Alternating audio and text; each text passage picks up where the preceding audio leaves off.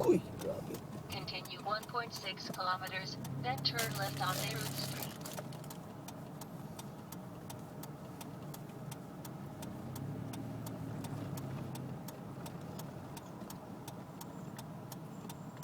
Naku, ang tao, hindi na talaga, oh. Handa-handa.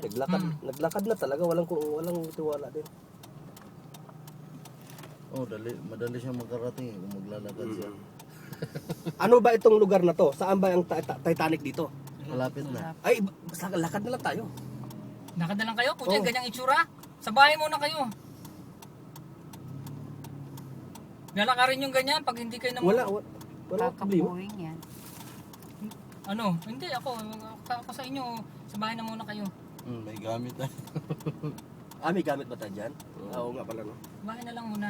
Hindi naman importante yung ano. Handa-handa. Kita mo yung karisata, Dad? Hindi. Tinitingnan ko nga kung nawawala ako sa linya eh. Follow the leader na lang. Wala na, tayo na. Sana yun ang nasa una mo, wala. Wala na. Ayun na, naiwan na. Hindi na nga siya makasunod eh. Oh, wala akong makita oh. May sumunod itong dito sa likuran natin. Alam nilang may navigator tayo. Yung sa unahan natin, hindi na alam kung saan pupunta. Yan, merong Meron. stoplight.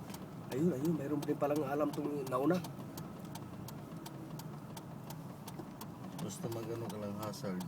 Mapansin ka naman yan. Pero malayo, walang makita talaga, no? Totally. Totally black talaga. Hindi mo ano talaga. Mapupuwi nga tayo dito kung maglakad Hindi. tayo. Oh, Ay, pero Diyos kung ko bawat po. ihahagod ng ano. Mapupuwing tayo, no? Maglakad tayo nito. Diyos ko po. Ano ba yan?